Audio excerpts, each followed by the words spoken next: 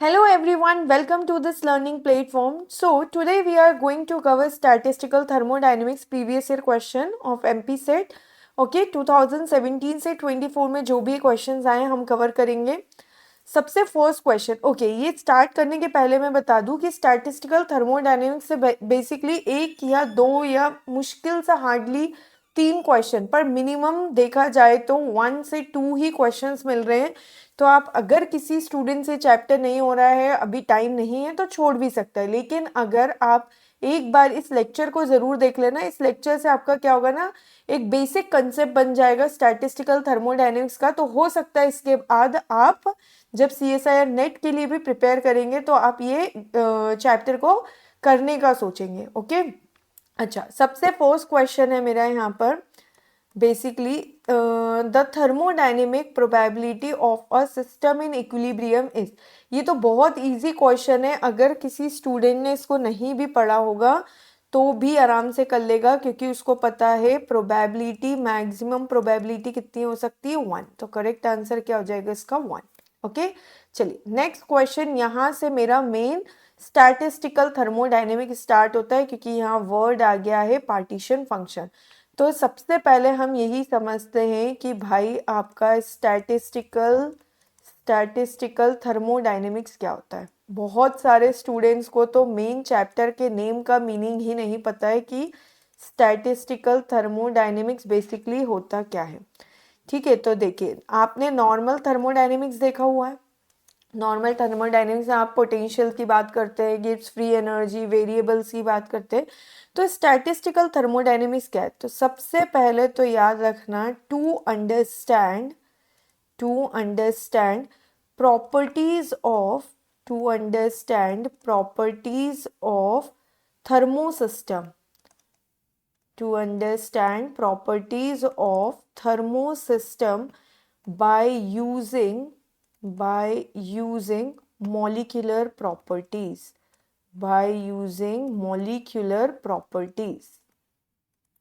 ठीक है. मीनिंग क्या हुआ? देखो, जो आप नॉर्मल अभी तक थर्मोडायनेमिक्स पढ़ते थे वो थर्मोडायनेमिक्स क्या होती थी, वो आपकी होती थी क्लासिकल थर्मोडायनेमिक्स.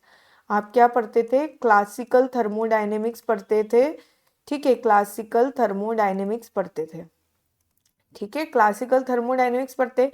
लेकिन क्लासिकल थर्मोडायनेमिक्स किसके लिए पढ़ते हैं? बेसिकली मैक्रोस्कोपिक सिस्टम के लिए पढ़ते हैं. किसके लिए पढ़ते हैं? मैक्रोस्कोपिक सिस्टम के लिए.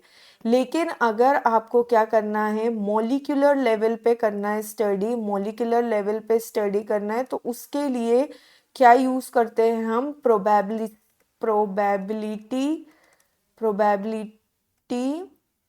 Probability concept. ठीक है, प्रोबेबिलिटी का कंसेप्ट आता है और वही मेरा क्या बन जाता है? Statistical thermodynamics.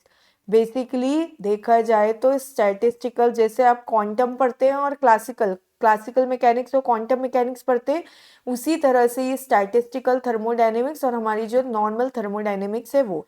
तो मैं इसको बोल सकती हूँ बेसिकली, जो मेरा ये क्या करता है, ये क्या है? क्लासिकल थर्मोडायनेमिक्स हुई आपकी.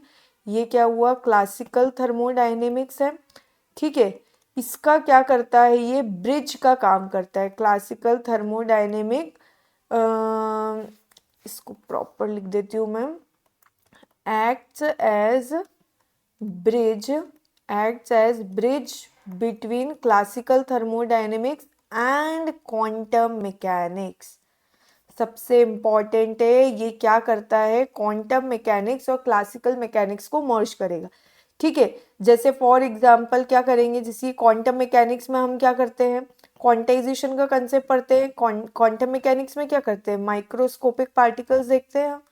जो माइक्रोस्कोपिक पार्टिकल्स लाइक क्या होते हैं मेरे? Microscopic particles, electron, proton, neutron, इनके बारे में हम स्टडी करते हैं. इसके बीच में क्या करती है स्टैटिस्टिकल थर्मोडायनेमिक्स? बेसिकली क्या करती है? ब्रिज का काम करती है. क्या करती है? ब्रिज का काम करती है स्टैटिस्टिकल थर्मोडायनेमिक्स. तो अगर आपको थर्मोडायनेमिक्स मॉलिक्यूलर लेवल पे माइक्रोस्कोपिक पार्टिकल के लिए पढ़ना होगा तो हम क्या करेंगे? स्टैटिस्टिकल थर्मोडायनेमिक्स पढ़ेंगे. और आपने देखा होगा हमने पूरी क्वांटम मैकेनिक्स में क्या करते हैं? प्रोबेबिलिटी का कंसेप्ट यूज करते हैं. ओके, तो प्रोबेबिलिटी का कंसेप्ट यूज करते हैं। तो यहाँ पर भी हमारे स्टैटिस्टिकल थर्मोडायनेमिक्स में बेसिकली यहाँ क्या चलेगा, पूरा थर्मोडायनेमिक का ही कंसेप्ट चलेगा। ओके, थोड़ा स्टैटिस्टिकल में भी पूरा क्या चलेगा, मेरा प्रोबेबिलिटी का कंसेप्ट चलेगा। ओके, इतना समझ में आ गया। अब इतने के बाद यहाँ पर हम नेक्स्ट स्टार्ट करते हैं। सबसे इम्पॉर्टेंट है यहाँ पर जिसके बारे में हमें पढ़ना है, जो हमारा क्वेश्चन रिलेट कर रहा है, दैट इज पार्टीशन फंक्शन। क्या दे के रखा है आपको, पार्टीशन फंक्शन। इतना समझ में आ गया होगा कि स्टैटिस्टिकल थर्मोडायनेमिक्स क्या होता है। अब देखते हैं partition function. Generally partition function को z से रिप्रेजेंट करा जाता है और ये होता क्या है, ये करता है, it describes how energy is partitioned over partition, और लिख देते हैं यहाँ पे, is partitioned or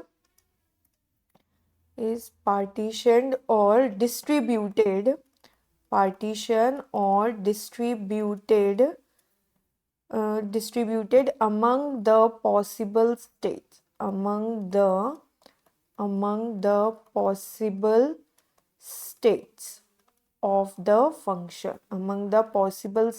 of the function। ठीक है, अभी आपको समझ में नहीं आ रहा होगा बेसिकली ये क्या चल रहा है। अभी थोड़ी देर बाद आपको क्लियरली समझ में आएगा कि बेसिकली पार्टीशन फंक्शन होता क्या है।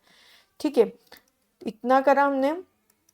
अब नेक्स्ट एक और पॉइंट देखते हैं, उससे और समझ में आएगा। ये क्या करता है basically, it contains all the information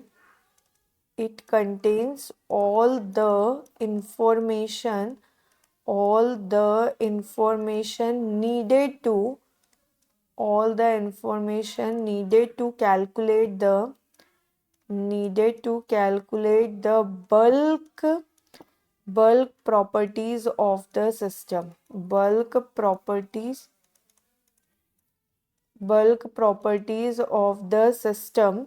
and play a very similar role। अब यहाँ से आप कनेक्ट कर पाएंगे, very similar role as played by wave function in quantum mechanics।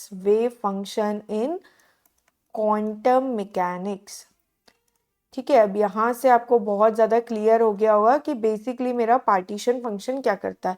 देखिए, पार्टीशन फंक्शन क्या करता है कि जो आपके पार्टिकल्स है वो स्टेट में कैसे डिस्ट्रीब्यूट करे हुए हैं, ये कौन बताता है, बेसिकली हमको पार्टीशन फंक्शन। क्या बताता है partition function, it describe how energy is partitioned और distributed among the possible states of the function. For example, जैसे अगर ये मेरी एक स्टेट है, दो स्टेट है, ये पहली स्टेट हो गई, ये 1 2 3 ये दूसरी स्टेट हो गई, 1 2 3 4 ये तीसरी स्टेट हो गई। ये क्या है, मेरे पास स्टेट हो गई ABC। अब हो सकता है पहले वाले की एनर्जी कितनी आ रही हो, 2E है, दूसरे B की 3E, ये 4E। तो ये जो डिस्ट्रीब्यूशन करा हुआ है इसी को ही बेसिकली क्या बोलते हैं, इसका जो रिप्रेजेंटेशन होता है किसके थ्रू होता है, पार्टीशन फंक्शन के थ्रू। जैसे आप क्वांटम मैकेनिक्स में वेव फंक्शन यूज करते हैं। वेव फंक्शन मीन्स आपकी ये क्या होती है, एक वेव जारी होती है, ये वेव में क्या होता है, एम्पलीट्यूड होता है, उसके बाद क्या होता है, एंगल होता है, थीटा होता है, उसके बाद क्या होता है, लैम्डा होता है। तो इन सबको मिला के आप क्या करते हो, एक वेव फंक्शन लिखते हो, psi equal to sine A sine omega T plus five, ऐसे करके कुछ लिखते हैं। ये बेसिकली क्या होता है, मेरा वेव फंक्शन होता है। वेव फंक्शन मीन्स आपने वेव्स आपकी किस किस फैक्टर्स पर डिपेंड कर रही है उसको क्या करा, आपस में रिलेट करके क्या बना दिया, फंक्शन बना दिया। ठीक है, ठीक वैसे ही जैसे क्वांटम मैकेनिक्स में वेव फंक्शन होता है, वैसे ही क्लासिकल मैकेनिक्स में मेरा क्या होता है, पार्टीशन फंक्शन होता है। ओके, तो ये बेसिकली क्या हुआ, मेरा पार्टीशन फंक्शन। तो इन क्वांटम मैकेनिक ये हो गया। इसके बाद सबसे इम्पॉर्टेंट ये क्या है, डायमेंशन लेस क्वांटिटी है। ये क्या है, डायमेंशन लेस क्वांटिटी होती है। ठीक है, कुछ मेजर ऐसे करने की यूनिट नहीं है इसकी, डायमेंशन लेस क्वांटिटी। ओके, अब इसका सिग्निफिकेंस क्या होगा, बेसिकली इसका सिग्निफिकेंस क्या होगा, सिग्निफिकेंस होता है ये तब होगा, its significance can be, its significance can be obtained, can be obtained by considering, by considering by considering how it depends on temperature, how it depends on temperature। इसका significance तब आएगा जब हम क्या करेंगे, its significance can be obtained by considering how it depends on temperature। Temperature पे कैसे depend कर रहा है अल्टीमेटली, तब इसका सिग्निफिकेंस आएगा पार्टीशन फंक्शन का। ओके तो ये तो बेसिकली पूरा हाइपोथेटिकल टाइप का कंसेप्ट हुआ, ठीक है, थ्योरी वाला बेस टाइप का हुआ जिसको आप इमेजिन नहीं कर पा रहे। अब हम जब मैथमेटिकल पार्ट देखेंगे ना, इससे आपको समझ में आएगा। देखो क्या लिखा है मैंने सबसे पहले, अब इसको हम डिराइव करते कि एक्चुअली में जैसे वेव फंक्शन निकालते थे ना, अगर आपको याद है पार्टिकल इन 1D का, जैसे पार्टिकल इन 1D बॉक्स का निकालते थे, 1D बॉक्स का वेव फंक्शन निकालते थे, क्या आता था, √2/L sin n πx/L, ऐसे करके निकालते थे, ये वेव फंक्शन निकालते थे पार्टिकल इन 1D बॉक्स। ठीक वैसे ही पार्टीशन फंक्शन की भी हम वैल्यू निकालेंगे। तो हम यहाँ से स्टार्ट करते हैं सबसे पहले, probability of finding the particle, probability of finding the particle in ith state, in ith quantum state लिख देती हूँ तो ज़्यादा अच्छा रहेगा, in ith quantum state, ठीक है। ith क्वांटम स्टेट, आपको पता है क्वांटम में अलग अलग एनर्जी लेवल होती है, स्टेट होती है, ठीक है, हैविंग एनर्जी, एनर्जी कितनी मान ली, हैविंग एनर्जी EI, ठीक है। कैसे निकलेगी प्रोबेबिलिटी, तो याद रखना प्रोबेबिलिटी उस पर्टिकुलर स्टेट की डायरेक्टली प्रोपोर्शनल होती e⁻⁻ei बाय में kT, ठीक है। अगर ith स्टेट है तो ith की करस्पॉन्डिंग E एनर्जी ले ली, क्या प्रोपोर्शनल होती है, जो प्रोबेबिलिटी होती है पार्टिकल के मिलने की ith स्टेट पे। आपको याद हो तो हमने क्वांटम में करा था कि पार्टिकल कहाँ मिलेगा उसके लिए प्रोबेबिलिटी, तो स्टैटिस्टिकल मैकेनिक्स के अकॉर्डिंग ये प्रोबेबिलिटी डायरेक्टली प्रोपोर्शनल होती EI अपॉन में kT के। अब मैं यहाँ से कांस्टेंट निकालूंगी एक, ये प्रोपोर्शनलिटी हटाया तो ये कितना आ गया EI बाय में kT। अब मुझे पता है मैं यहाँ पर, ये एक स्टेट की है, सपोज ये इतनी सारी स्टेट है, I state, J state, K state, L state, तो अगर मुझे सभी स्टेट की प्रोबेबिलिटी निकालना है तो मैंने क्या करा, सबमिशन लगाया। ये कांस्टेंट था, कांस्टेंट तो बाहर निकल जाएगा, सबमिशन किसके अंदर आ जाएगा, ये e⁻⁻ei बाय में kT, ठीक है। अब मुझे पता है मैक्सिमम प्रोबेबिलिटी, अभी आपको पता है कितनी होती है, 1, क्या होता है मैक्सिमम, या फिर टोटल प्रोबेबिलिटी बोले, मैक्सिमम प्रोबेबिलिटी बोलो कितनी हो सकती है, मैक्सिमम प्रोबेबिलिटी 1 हो सकती है, और यही कहलाती है स्टैटिस्टिकल में क्या, नॉर्मलाइजेशन की कंडीशन, नॉर्मलाइजेशन कंडीशन। याद है आपको क्वांटम में भी यही था, तो यहाँ टोटल प्रोबेबिलिटी 1, वहाँ पे भी नॉर्मलाइजेशन कंडीशन यही थी। यहाँ से अगर मैं ये 1 को यहाँ पुट कर दूँ तो 1 इक्वल टू कितना आ जाएगा, ce⁻⁻ei बाय में kT। यहाँ से c की वैल्यू कितनी है, 1 अपॉन में e⁻⁻ei बाय में kT, क्लियर है। अब यहाँ पर अगर मैं ये वैल्यू पुट कर दूँ तो Pi इक्वल्स टू कितना हो गया, जस्ट वेट, ठीक है। यहाँ पर मेरा फिर Pi की वैल्यू मैं यहाँ पर पुट कर देती हूँ, तो ये Pi C की जगह पुट कर दिया मैंने, तो कितना आ जाएगा, अभी देखो हमने यहाँ पे क्या लिखा था, ये Pi C ये समीशन e⁻⁻ei बाय kT, यहाँ पर पुट कर देते तो ये क्या हो गया, समीशन e⁻⁻ei बाय में kT अपॉन में, इसकी वैल्यू कितनी आ रही थी, समीशन में थी, क्या था यहाँ पर, ये करा था हमने, ये कितना आ जाएगा e⁻ei बाय में kT। अच्छा ये वाली इक्वेशन में पुट करेंगे, बेसिकली ये फर्स्ट इक्वेशन में c की वैल्यू पुट कर देते हैं, ठीक है। यहाँ क्या करा मैंने, यहाँ पर लिख देती हूँ मैं, क्या करा है मैंने, पुट c इन 1 में पुट करा, तो ऊपर क्या था, -ei बाय में kT था, नीचे क्या आ जाएगा, c की वैल्यू पुट करूंगी, 1 अपॉन में थी, समीशन e⁻ei बाय में kT। ये क्या निकल के आया भाई, ये निकल के आया प्रोबेबिलिटी, ठीक है। और अब यहीं से आता है पार्टीशन फंक्शन जो होता है हमारा, न्यूमेरिकल वैल्यू होती है किसकी, पार्टीशन फंक्शन की वैल्यू होती है z इक्वल्स टू, ये होता है summation e to the power minus E I by में के टी। यही क्या है बेसिकली, आपको यही याद रखना है, यही मेरा क्या है पार्टीशन फंक्शन की वैल्यू। तो यहाँ पर अगर मैं इसको पुट कर दूँ P I equals to minus E I by में के टी, और ये कितना आ जाएगा z। क्लियर है। और यहाँ पर अभी ये जो समीशन लगा हुआ है, ये वाला समीशन किसके लिए है, ये स्टेट के लिए लगा है। अगर आपको यही चीज़ लेवल के लिए करना है तो ये क्या आ जाएगा, समीशन आपने लेवल के लिए करा ई टू दी, अच्छा यहाँ पर फिर क्या है, लेवल के लिए मैं इंट्रोड्यूस हो जाएगी आपकी जी डी, क्या इंट्रोड्यूस हो जाएगी डी जनरेसी, और ये कुछ ऐसा बन जाएगा फॉर्मूला। ठीक है, यहाँ पर ये जो जी आई है ये क्या रिप्रेजेंट कर रही है, ये रिप्रेजेंट कर रही है डी जनरेसी। ठीक है, ये क्या है मैं आपको बता देती हूँ एक बार। जैसे आपने करा था क्या, पार्टिकल इन 2D बॉक्स करा था, अगर याद है आपको तो क्या करा था, पार्टिकल इन 2D बॉक्स करा था। या तो उसको भी छोड़ते हैं हम जिनको क्वांटम नहीं आता, नॉर्मल में स्टेट और लेवल का डिफरेंस बताती हूँ। ये क्या ली मैंने, एक स्टेट ली, यहाँ पे क्या है पार्टिकल 1 है, यहाँ पे क्या है पार्टिकल 2 है।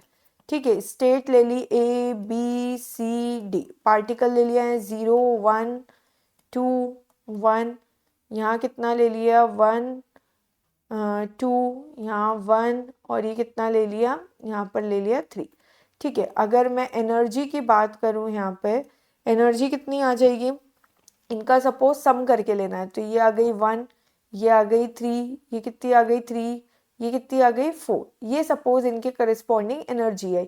क्यों, क्योंकि एक पार्टिकल की एनर्जी मैंने क्या मानी, let energy of one particle कितनी है, वन पार्टिकल की 1 यूनिट।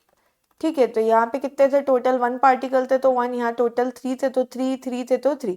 अब देखो अगर यहाँ पर ध्यान से आप ऑब्जर्व करोगे तो ये वाली जो कितनी आएगी टोटल, अगर मैं एनर्जी लेवल्स की बात करूँ, एनर्जी लेवल्स मेरे कितने बनेंगे, एक 1 का बनेगा, एक 3 का बनेगा, 4 का बनेगा। ठीक है, क्योंकि ये दोनों स्टेट कैसे हो जाएंगी, टोटल आपके पास स्टेट्स कितनी थी, स्टेट्स आपके पास टोटल कितनी थी, 4 थी। जबकि एनर्जी लेवल कितना है, एनर्जी लेवल 3 है, ये क्या बन गई, ये बन गई डी जनरेसी में जिनकी 2 की एनर्जी सेम हो। तो यहाँ पे समझ में आ गया होगा पार्टीशन फंक्शन स्टेट का अलग क्यों लिखा है और लेवल का अलग क्यों, क्योंकि लेवल में क्या इंट्रोड्यूस हो जाती है, डी जनरेसी इंट्रोड्यूस हो जाती है, तो यहाँ लेवल 3 है जबकि स्टेट्स कितनी है, 4 है।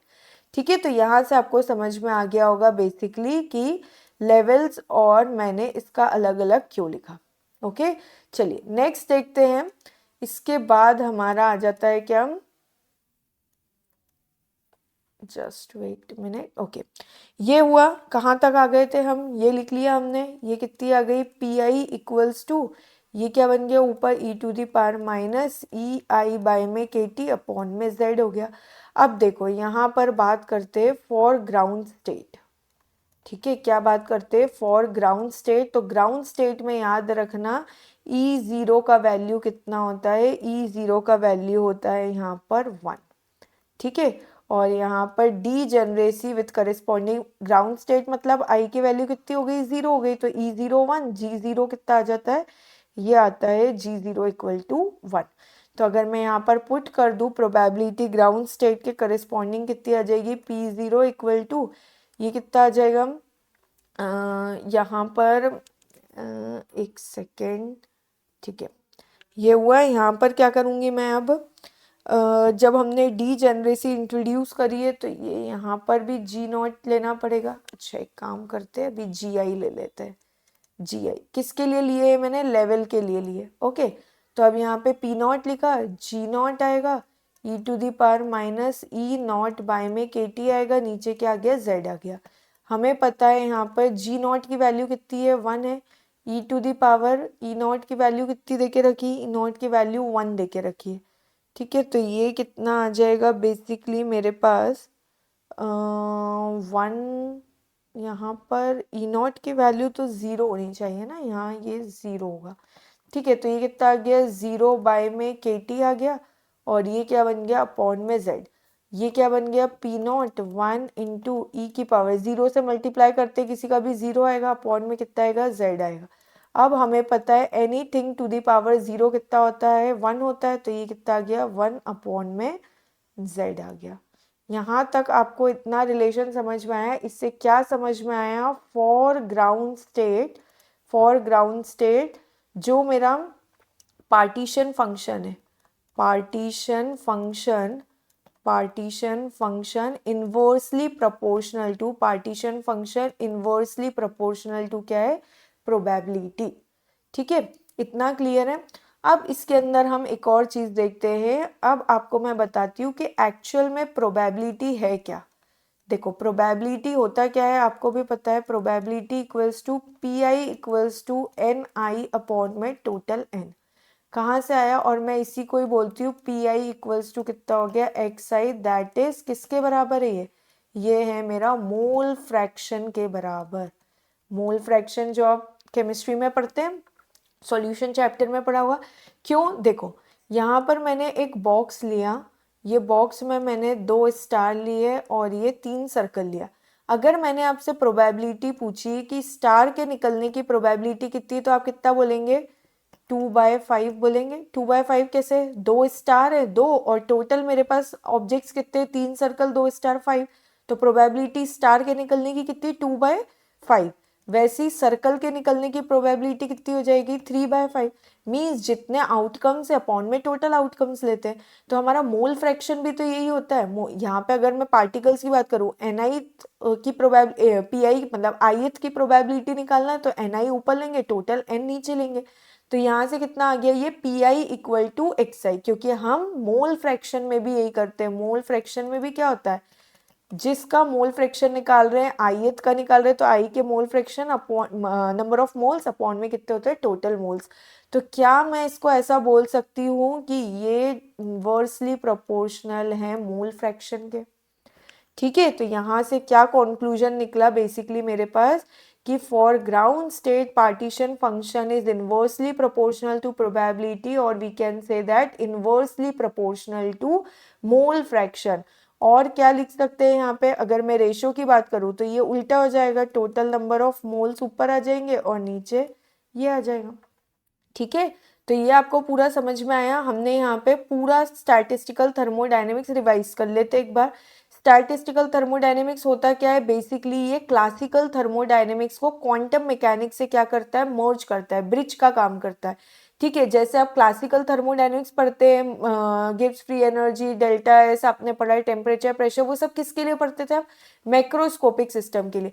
अगर आपको माइक्रोस्कोपिक सिस्टम के लिए पढ़ना है, बेसिकली स्टैटिस्टिकल थर्मोडायनेमिक्स, यहाँ पर मैंने लिखा है क्या, मॉलिक्यूलर लेवल बोल दो या फिर क्या बोल सकते हो माइक्रोस्कोपिक सिस्टम के लिए पढ़ना है। ठीक है, माइक्रोस्कोपिक सिस्टम के लिए पढ़ना है, तो आपको माइक्रोस्कोपिक सिस्टम के लिए entropy, enthalpy, Gibbs free energy, ये सब निकालना है। वो किस में पढ़ेंगे, स्टैटिस्टिकल थर्मोडायनेमिक्स। ओके, और बेसिकली इसका यूज क्वांटम के थ्रू हम यूज करके क्या करेंगे, हम इक्वेशन यूज करेंगे क्लासिकल थर्मोडायनेमिक्स, लाइक हम delta H equals to delta U plus में डेल्टा PV यूज करेंगे, लेकिन यहाँ पर पार्टीशन फंक्शन का यूज करेंगे अब क्वांटम मैकेनिक्स का एक अपडेटेड वर्जन। जैसे कि आप वेव फंक्शन यूज करते थे, यहाँ क्या यूज करेंगे, पार्टीशन फंक्शन। पार्टीशन फंक्शन आपको क्या बताएगा कि आपका पार्टिकल एनर्जी में कैसे डिस्ट्रीब्यूट कर रहा है, मतलब एनर्जी उसकी उस पर्टिकुलर सिस्टम में कैसे डिस्ट्रीब्यूट है पार्टिकल की। ठीक है, और ये डायमेंशनलेस क्वांटिटी है। फिर हमने इसके बाद देखा था इसका डेरिवेशन कि एक्चुअल में मैथमेटिकली पार्टीशन फंक्शन होता क्या है। तो हमने प्रोबेबिलिटी से डेरिवेशन स्टार्ट किया और हमने देखा कि यहाँ पे पार्टीशन फंक्शन इस वैल्यू के इक्वल होता है।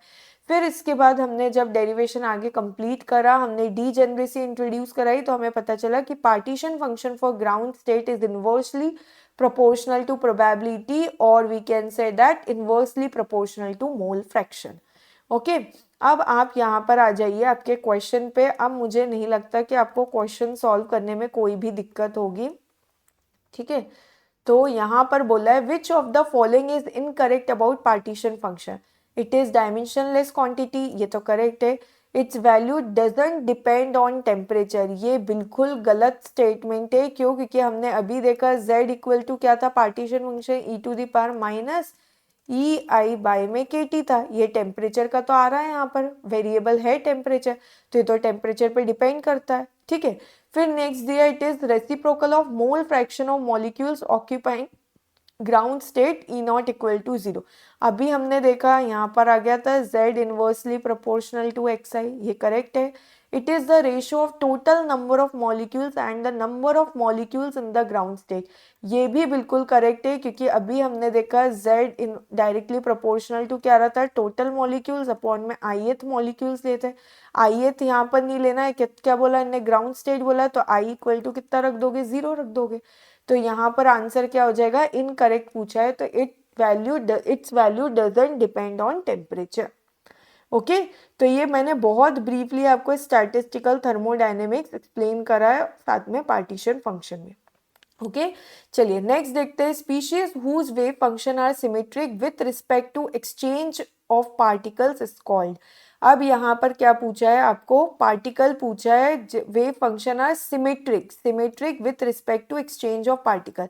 देखो यहाँ पर क्या होता है ना, कुछ पार्टिकल्स होते हैं, जैसे बोसॉन्स होते हैं, फर्मियंस होते हैं, और यहाँ पे ये जो बोल्ट्जमैनोज और मैक्सवेनोज दिए हैं, बेसिकली ऐसे टाइप के कोई पार्टिकल एग्जिस्ट नहीं करते, तो जस्ट उसकी स्टैटिक्स के अकॉर्डिंग दे दिया। सबसे पहले तो आपको पता होना चाहिए कि बोसॉन्स एंड फर्मियंस होते क्या है। बोसॉन्स एंड फर्मियंस क्या होते हैं, फर्मियंस क्या होते हैं, ठीक है। तो ये बेसिकली क्या है, two fundamental classes of particles है, two fundamental classes of particles in quantum mechanics, in quantum mechanics, ठीक है। इन क्वांटम मैकेनिक्स बोल दो, या फिर इसको ही क्या बोल सकते हैं, statistical thermodynamics. Okay, just wait a second, let me connect my charger so that there will be no interruption. Just wait a second. Okay, तो हम क्या कर रहे थे, हम फर्मियंस को देख रहे थे। तो बेसिकली ये मेरे क्या हैं, पार्टिकल्स हैं, ठीक है, पार्टिकल्स इन क्वांटम मैकेनिक्स और स्टैटिस्टिकल थर्मोडायनेमिक्स। ठीक है, ये एक तरह के फंडामेंटल क्लास ऑफ पार्टिकल्स, जैसे इलेक्ट्रॉन प्रोटॉन होते हैं ना, उन्हीं को ही कैटेगराइज करा है बोसॉन्स और फर्मियंस में। अभी हम एग्जांपल देखेंगे तो आपको समझ में आएगा।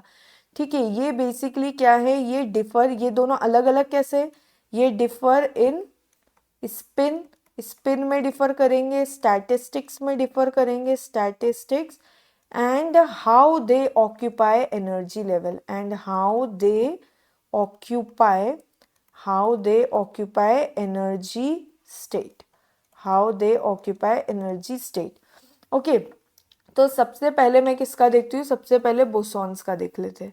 ठीक है, देखते हैं बोसॉन्स और इसमें क्या अंतर है। तो बोसॉन्स क्या होंगे बेसिकली मेरे, ठीक है, बोसॉन्स है, ये पहली बात तो क्या है, इनके करस्पॉन्डिंग है बोस आइंस्टीन स्टैटिस्टिक्स। कौन सी आती है, बोस आइंस्टीन स्टैटिस्टिक्स फॉलो करते हैं इसके अंदर जो पार्टिकल्स होते हैं।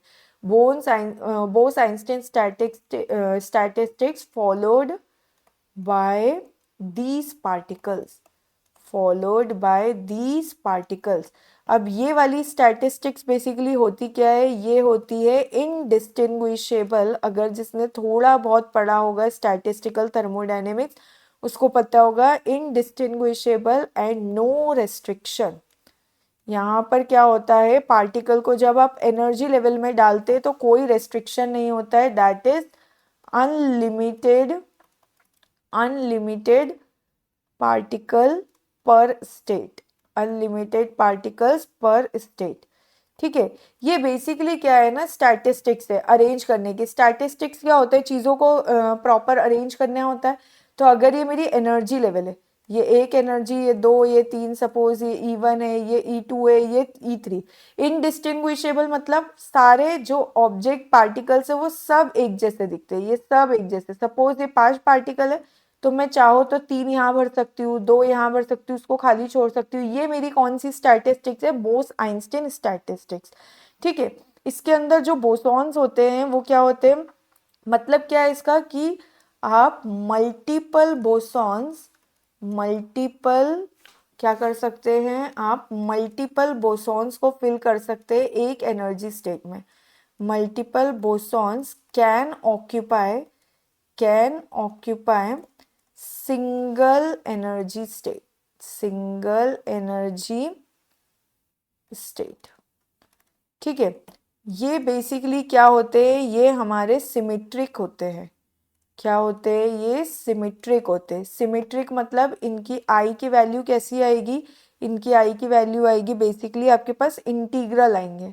इंटीग्रल कैसे आएंगे? या फिर इंटीग्रल ना बोल के इंटीजर्स बोल सकती हूँ मैं। इंटीजर्स आएंगे, कैसे आएंगे? 1 2 3 ये ऐसे। ठीक है, होल नंबर टाइप्स आएंगे। इनके एग्जाम्पल्स में कौन आएंगे? एग्जाम्पल्स में आएंगे आपके पास photon, photons in one laser. जो आपका लेज़र होता है वो किस में आएगा? फोटॉन। मतलब अगर मॉडल देखेंगे तो कौन सा यूज़ होता है? लेज़र। और अगर पार्टिकल्स की बात करूँ तो फोटॉन्स आते हैं इसमें। और क्या आ सकते हैं? ग्लूऑन आते हैं। और क्या आते हैं? हीलियम 4 एटम आता है। हीलियम 4 एटम हो सकता है नेक्स्ट एग्जाम में आपसे बोसॉन्स और फर्मियंस के एग्जाम्पल ही पूछ लें। ओके, चलिए नेक्स्ट देखते हैं हम क्या, फर्मियंस। फर्मियंस बेसिकली क्या होंगे? फर्मियंस कौन सी स्टैटिस्टिक फॉलो करते हैं? Fermi Dirac, just wait a minute, कौन सी स्टैटिस्टिक फॉलो करते हैं? Fermi Dirac statistics. Fermi Dirac statistics को फॉलो करते हैं। Fermi Dirac statistics followed by these molecules, followed by these particles लिख देती हूँ। ठीक है, फॉलोड बाय दीज पार्टिकल्स। ये स्टैटिस्टिक्स में बेसिकली होता क्या है, इसके अंदर होता है इनडिस्टिंग्विशेबल पार्टिकल्स होते हैं। इनडिस्टिंग्विशेबल पार्टिकल्स दोनों सेम है, इनडिस्टिंग्विशेबल पार्टिकल्स होते हैं but with restriction, but with, यहाँ क्या होता है भाई? रेस्ट्रिक्शन होता है। और रेस्ट्रिक्शन क्या होता है? One particle in one state, one particle in, one particle in पर स्टेट। या फिर यहाँ से ये इनको हटा देती हूँ, बट डायरेक्ट हो जाएगा वन पार्टिकल पर स्टेट।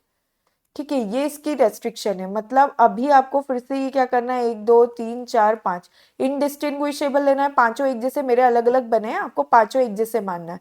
अब फिर से आपके पास क्या है? एनर्जी लेवल है E1 E2 E3। ठीक है, और ज्यादा आएगी ये E4 E5। क्यों? क्योंकि आपकी स्टैटिस्टिक के अकॉर्डिंग एक एक ही क्या आना चाहिए? पार्टिकल आना चाहिए एक स्टेट में। ओके, तो ये कौन सी है? बेसिकली पार्टिकल मतलब यहाँ पर जो एग्जाम, अच्छा, ये बेसिकली क्या होते हैं? एंटी सिमेट्रिक नेचर के होते हैं। क्या होते हैं? एंटी सिमेट्रिक होते हैं। दैट इज आई की वैल्यू 1/2 होगी, 3/2 होगी, ऐसी टाइप की होगी। ओके, अब आपको यहाँ पर एग्जाम्पल समझ में आ गया होगा। एग्जाम्पल्स क्या है यहाँ पे? Electrons in orbital, electrons in orbitals.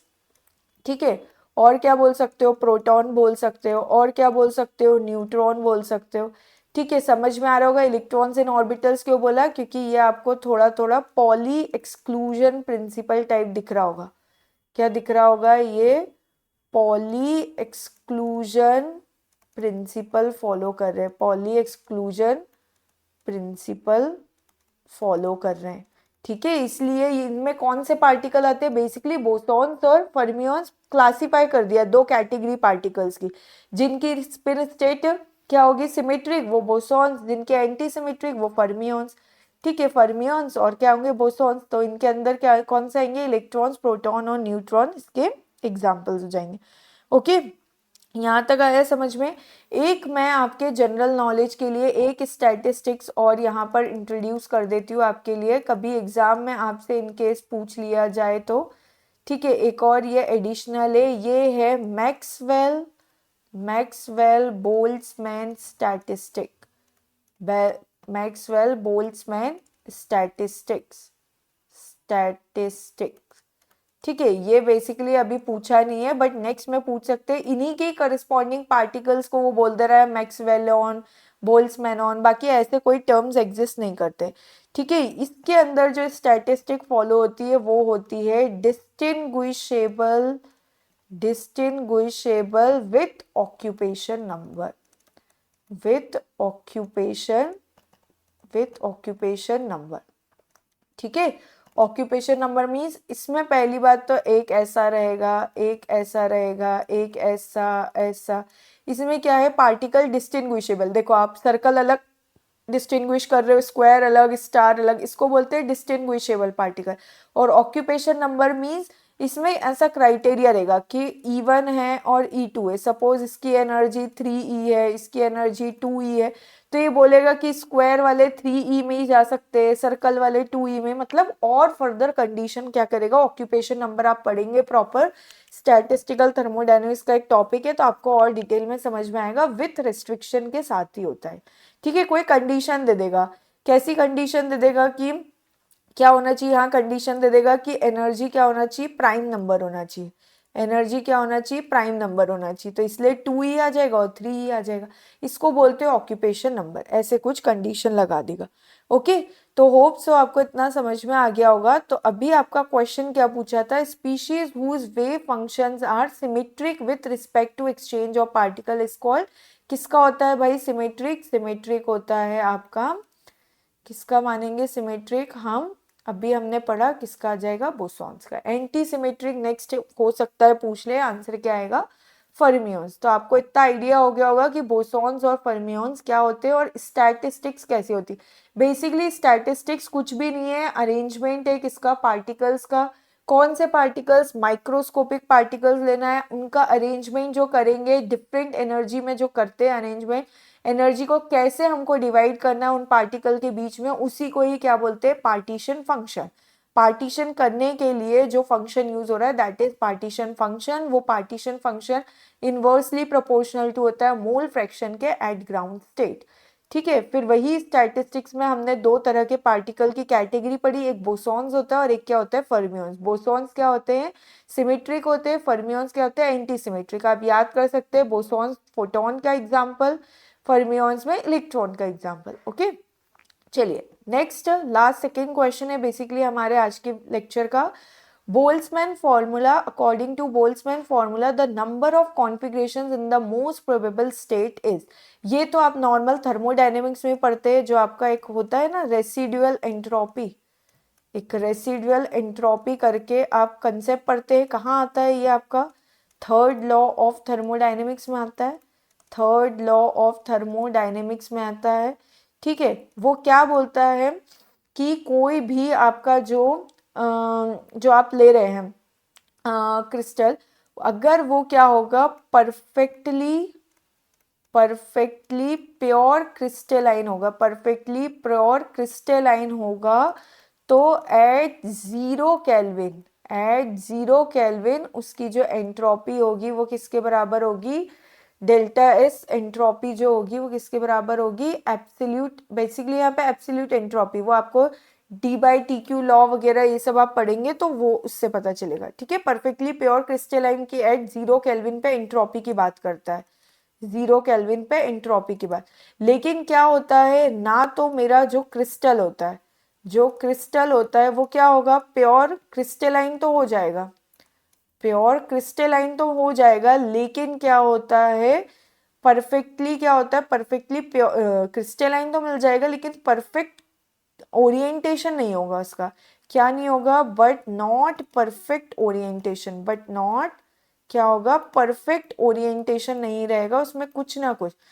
Pure perfectly crystalline, perfect orientation नहीं होगा, ओरिएंटेशन नहीं होगा, therefore residual entropy, therefore residual entropy comes into picture, comes into picture। ये मैं बहुत ब्रीफ में बता रही हूँ, जिन बच्चों ने थोड़ा बहुत थर्ड लॉ पता होगा उन्हीं को ये समझ में आएगा।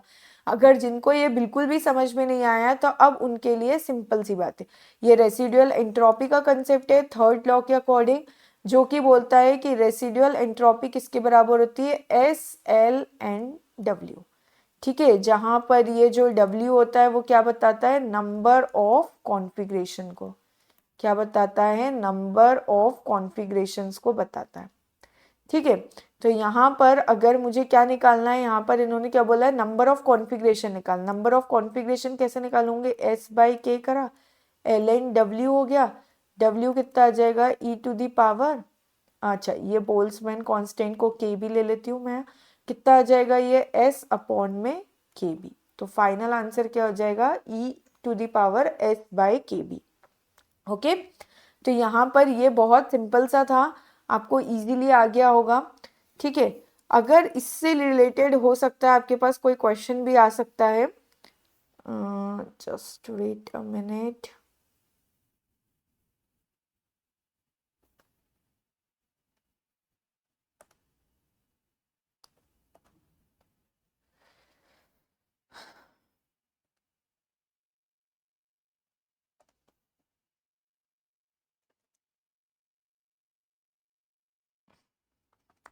ओके, तो हम लास्ट में ये कर रहे थे, तो यहाँ पर करेक्ट आंसर फिर क्या हो जाएगा मेरा, मैंने आपको ये बता दिया था, कहाँ तक आएगा ये मेरे पास, ये आ गया, वेट सेकेंड, ओके, तो ये कितना हो गया मेरे पास, ये हो गया e⁻S/KB। हमने देखा था क्या था formula, S = A K ln और W। एग्जाम्पल देखते हैं, फॉर एग्जाम्पल आपको क्या दिया, CO दिया, कार्बोनिल टाइप का, ठीक है, कार्बन मोनोऑक्साइड। तो CO को आप दो तरह से लिख सकते हैं, CO और OC। तो यार W का वैल्यू बेसिकली कितना हो गया, 2 हो गया। ये किसके लिए करा हमने, 1 मॉलिक्यूल के लिए करा। ठीक है, एक मॉलिक्यूल के लिए करा। अगर आपके पास कितने होंगे, फॉर Na मॉलिक्यूल्स होंगे, एवोगाड्रो नंबर जितने मॉलिक्यूल्स होंगे, तो ये कितना आ जाएगा, एक के लिए करोगे, फिर दूसरे के लिए दो, तीसरे के लिए दो, चौथे के लिए दो, ऐसे करके ये कितना आ जाएगा, Na टाइम्स आएगा। तो क्या मैं इसको ऐसे बोल सकती हूँ, 2⁻Na आ जाएगा यहाँ। ठीक है, तो यहाँ पर से अगर मैं कंक्लूजन निकालूं, फिर ये वैल्यू क्या आ जाएगी, W = 2⁻Na आ जाएगी। तो S = कितना आ गया, KB ln 2⁻Na आ गया। इसको अगर आप सॉल्व करोगे, Na आगे आ जाएगा, तो KBNA ln 2, और ये कितना आ जाएगा बेसिकली, फिर मेरे पास S = आ जाएगा R ln 2। ठीक है, ये क्या आ गई, रेसिडुअल एंट्रोपी। कभी आपसे मोस्टली केसेस में CO की ही पूछ लेते, इसलिए मैंने ये बता दिया आपको। ठीक है, ये रिलेशन है यूनिवर्सल गैस कांस्टेंट, एवोगाड्रो और बोल्ट्जमैन कांस्टेंट के बीच का रिलेशन है। Universal gas constant equal to होता है Na, मीन्स ये क्या है, एवोगाड्रो नंबर 6.02 10⁻23। ठीक है, मॉलिक्यूल्स या फिर एटम्स आप जिसकी भी बात करें, इनटू बोल्ट्जमैन कांस्टेंट, ये क्या है, KB बोल्ट्जमैन कांस्टेंट है। ओके, चलिए लास्ट क्वेश्चन देखते हैं, choose the correct statement. Statistical mechanics bridges quantum mechanics and thermodynamics, बिल्कुल करेक्ट है।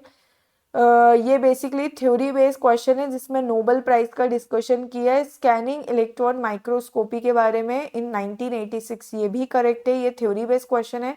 आपको अगर ये नहीं भी पता होगा, लेकिन आपको ये 2 पॉइंट पता होंगे, तो आप उससे भी आंसर टिक कर लेंगे। Quantum dots have banned gap energy depend on their diameter, ये बिल्कुल करेक्ट है, क्योंकि मैं आपको ऑलरेडी, तो आंसर क्या हो जाएगा, all of the these are correct. मैं ऑलरेडी बता चुकी हूँ कि क्वांटम डॉट्स क्या होते हैं, डायमीटर पे डिपेंड करते हैं। ठीक है, आप इनकी क्या डायमीटर ले रहे हैं उस पर डिपेंड करता है। तो अगर आप स्मॉलर साइज का क्वांटम डॉट ले रहे हैं, स्मॉलर साइज क्वांटम डॉट ले रहे हैं, तो उसका क्या होगा, लार्जर बैंड गैप होगा। क्या होगा, लार्जर बैंड गैप होगा। और अगर लार्जर बैंड गैप होगा तो वो क्या करेगा, ब्लू कलर इमिट करेगा। कौन सा करेगा, ब्लू कलर इमिट। हो सकता है नैनो टेक्नोलॉजी में आपसे इस बार यही क्वेश्चन पूछ लें। और अगर लार्जर साइज का क्वांटम डॉट होगा तो उसके पास क्या होगा, स्मॉलर बैंड गैप होगा। ठीक है, क्या होगा, स्मॉलर बैंड गैप होगा, और वो कौन सा लाइट इमिट करेगा, रेड कलर इमिट करेगा।